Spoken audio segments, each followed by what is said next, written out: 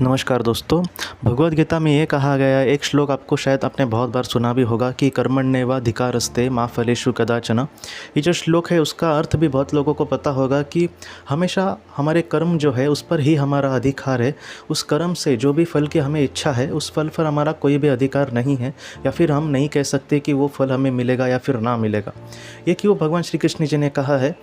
ये इसलिए कहा गया है दोस्तों, क्योंकि जब हम इस दुनिया में आते हैं तब हमें नहीं पता कि हमारी आत्मा ने क्या चयन किया है, या फिर परिस्थिति या फिर भविष्य कौन सी करवट लेगी, या फिर हमारे सामने कौन सा दृश्य लेकर खड़ा करेगी, ये हमें नहीं पता। लेकिन हमें क्या पता होना चाहिए, तो अच्छे और बुरे कर्म जो भी अच्छा हम करते हैं, या फिर हम किसी का दिल नहीं ना दुखाते, या फिर दुनिया में हमें जितने भी लोग हमारे संपर्क में आते हैं जितना हो सके उनको खुशियाँ देने की कोशिश करनी होगी। खुशियाँ नहीं दी तो भी चलेगा, लेकिन कम से कम हमें उन्हें दुख नहीं देना है। ये जो सारी चीज़ें हैं वो हर एक इंसान को पता ही होती है। तो ये पता है हमें कि हमें किस तरह से बर्ताव करना है। मैं कोई समझो काम करता हूँ तो मुझे नहीं पता कि उस काम का अंजाम क्या होगा, या फिर वो काम हमारे सामने क्या दृश्य खड़ा करेगा, लेकिन मुझे ये पता है कि मैं बहुत ही अच्छे से वो काम करने मेरी जिम्मेदारी है। ये इसलिए कहा गया है दोस्तों कि हमारी आत्मा ने क्या चयन किया है ये डायरेक्टली हम नहीं कह सकते, क्योंकि डायरेक्टली भविष्य इस तरह से हम नहीं देख सकते। लेकिन जिस तरह से हमें अच्छे से कर्म करना है वो हमें पता होना चाहिए। क्या होता है दोस्तों कि जब ये आत्मा जीवन का चयन करती है तो वो हमेशा यही सोचती है कि मैं उस जीवन में जब उस शरीर रूप में होंगी तब मैं बहुत ही अच्छे से कर्म करूंगी और मेरी इस तरह से आत्मा का विकास होगा। इसलिए दोस्तों जब हम इस पृथ्वी पर अपना कर्म करते हैं तब ये महत्वपूर्ण बन जाता है कि हम किस तरह से सोचते हैं और किस तरह से अपना कर्म करते हैं। और ये जब हम फल की आशा नहीं करेंगे तब एक दूसरी भी चीज़ बहुत ही अच्छी होती है कि हम अनासक्त होकर कर्म करते हैं।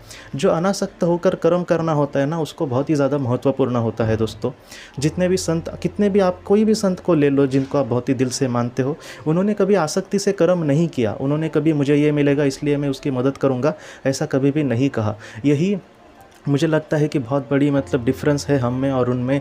हम छोटी छोटी बातें करके भी कोई भी, मुझे कभी कभी मैं देखता हूँ कि कोई कहता है कि ये करो, तो हम ये सोचते हैं कि ये अपने फ़ायदे के लिए कुछ करने की कोशिश कर रहा है। तो आज अगर देखा जाए तो बड़े बड़े जो लोग, उन्होंने कभी भी दूसरे के इस तरह से नहीं सोचा, या फिर उन्होंने इस तरह से नहीं सोचा कि मैं इसका अगर काम करूँगा तो मुझे कुछ मिलना चाहिए। क्या कि अनासक्त होकर अगर हम काम करेंगे दोस्तों, तो जो भी हम काम करेंगे उसको अच्छी एक पवित्रता प्राप्त होगी। अगर मैं कोई अच्छा काम करता हूँ और निर्विक्त भाव से, या फिर मुझे कुछ भी नहीं चाहिए, कहते हैं निस्वार्थ रीति से करने की कोशिश करता हूँ, तो ऐसे वक्त में उस काम की जो महत्व है, उस काम की जो पवित्रता है, वो जो काम मुझे जहाँ पर लेकर जाएगा मेरी आत्मा को, वो बहुत ही महत्वपूर्ण बन सकता है। इस वजह से मैं आपसे कह रहा हूँ कि जितना हो सके निस्वार्थ रीति से हमें आगे बढ़ने की कोशिश करनी होगी और हमारे जीवन का सार्थक करना होगा।